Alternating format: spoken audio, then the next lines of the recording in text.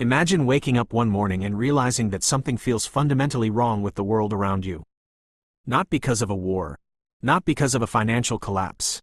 Not because of some dramatic catastrophe splashed across the headlines. But because people seem different. Conversations feel shallower. Attention spans feel shorter. Meaningful discussions are increasingly replaced by arguments, slogans, and emotional reactions. You notice that millions of people can spend hours debating celebrity scandals while remaining completely unaware of the economic, technological, and political forces shaping their lives. You begin to wonder, how is it possible that humanity has access to more information than any civilization in history, yet wisdom seems to be disappearing? Why does a world filled with smartphones, artificial intelligence, universities, and unlimited knowledge often feel intellectually weaker than generations that had none of those advantages? And perhaps most importantly, is society actually becoming more stupid? Or is something even more disturbing happening beneath the surface? Today, we are going to explore one of the most uncomfortable questions of the modern age. Not to complain, not to blame, but to understand. Because if you understand the forces shaping society, you gain the power to resist them. And by the end of this video, you may see the modern world in a completely different way. Let's begin. For thousands of years, intelligence was treated as something valuable. Wisdom was respected. Philosophers were admired. Teachers were honored. Civilizations understood that the survival of society depended not only on wealth and military power but on the quality of thought among its people.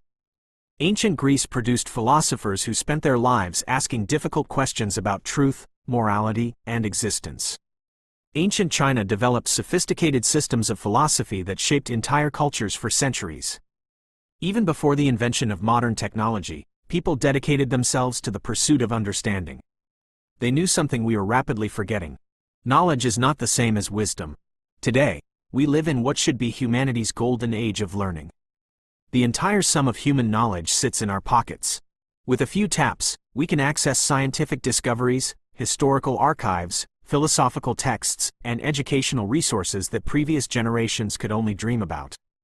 Yet despite this unprecedented access, something strange is happening. People seem less informed, less thoughtful, less capable of sustained attention. The average person consumes more information in a single day than people centuries ago encountered in months. But how much of that information is truly understood? How much is remembered? How much actually changes the way we think? The uncomfortable answer is very little. Modern society has confused information consumption with intelligence. And those are not the same thing.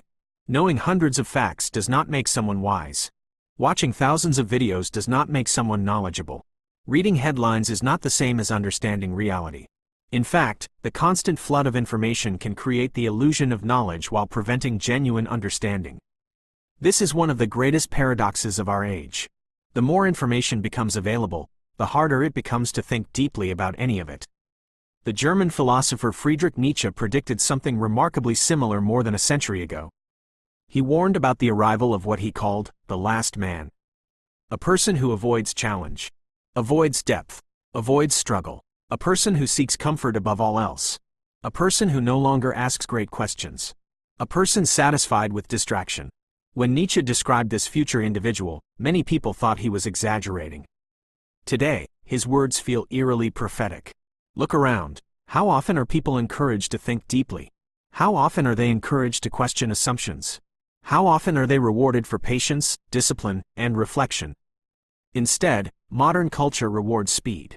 Instant reactions, instant opinions, instant gratification. Everything must be consumed quickly.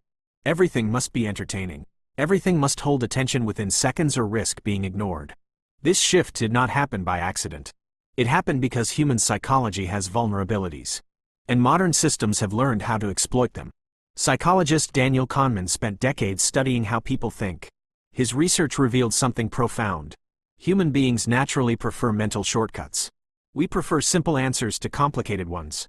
We prefer certainty to ambiguity. We prefer stories to statistics. We prefer emotion to analysis. These tendencies helped our ancestors survive. But in the modern world, they can become weaknesses. Because entire industries now profit by feeding those weaknesses. Social media platforms compete for your attention. News organizations compete for your attention. Advertisers compete for your attention. Streaming services compete for your attention. Every second of your focus has become valuable. And when attention becomes a commodity, the goal is no longer wisdom. The goal is engagement. Think about that carefully. The system is not designed to make you smarter. It is designed to keep you watching. And those are very different objectives. The content most likely to go viral is rarely the most thoughtful.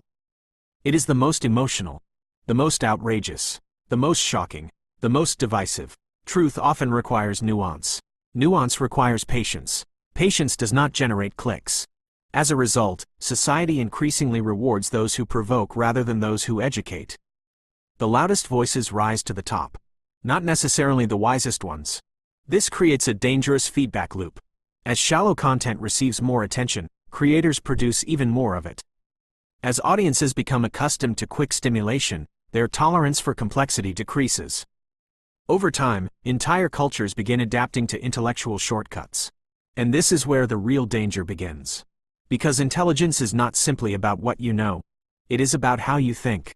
A person capable of critical thinking can recognize manipulation. They can evaluate evidence. They can question assumptions. They can resist emotional propaganda. But when critical thinking declines, people become easier to influence. Easier to divide. Easier to control. History provides countless examples of this. Throughout human civilization, powerful institutions have always understood that an informed population is difficult to manipulate. A population capable of independent thought asks uncomfortable questions. It demands accountability. It challenges authority. This is why education, philosophy, and open debate have always been essential to free societies.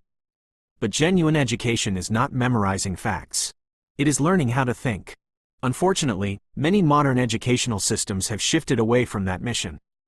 Students are often trained to pass exams rather than explore ideas, to memorize information rather than challenge it, to produce correct answers rather than ask meaningful questions. The result is a generation that may possess technical knowledge but lacks intellectual independence. And intellectual independence is the foundation of wisdom. Without it, people become dependent on experts, influencers, media personalities, and political tribes to tell them what to think. They outsource judgment. They outsource reasoning. Eventually, they outsource reality itself. Perhaps the most disturbing consequence of this trend is the rise of manufactured certainty. Real life is complex. Most important questions do not have simple answers. Yet modern society increasingly demands certainty about everything. Political issues, social issues, economic issues. People feel pressure to choose a side immediately, to express confidence instantly, to declare themselves absolutely right. But wisdom often begins with uncertainty. Socrates, one of the greatest philosophers in history, became famous for a remarkably simple insight. I know that I know nothing. That statement was not weakness. It was intellectual humility. It was recognition that genuine understanding requires curiosity. Today, however, humility is often mistaken for ignorance. Certainty is rewarded. Doubt is punished. As a result, many people become more interested in appearing knowledgeable than in actually learning. This creates what physicist Stephen Hawking called one of the greatest dangers of modern civilization: the illusion of knowledge. And an illusion is often more dangerous than ignorance itself. Because ignorant people may seek answers. People convinced they already know everything rarely do. The question, then, is not whether society is becoming more stupid. The deeper question is this: are we losing the habits that make intelligence possible? Are we abandoning reflection for reaction? Depth for speed? Wisdom for entertainment? If so, the consequences extend far beyond individual lives. They shape entire civilizations. And unless we recognize what is happening, the decline will continue. But there is hope, because the same technologies that distract us can educate us. The same internet that spreads misinformation can spread wisdom. The same tools that weaken attention can also strengthen understanding. The difference lies in how we choose to use them. And that choice begins with awareness. Because once you see the forces competing for your attention, you stop being their victim. You become their observer. And observers are much harder to manipulate. The first step toward reclaiming intelligence is realizing that your mind is under constant pressure. Pressure to react. Pressure to consume. Pressure to conform. The moment you become aware of that pressure, you gain something precious. A choice. A chance to think instead of merely responding. A chance to question instead of blindly accepting. A chance to become one of the few people willing to pursue wisdom in a world increasingly addicted to distraction. And that may be the most revolutionary act of all.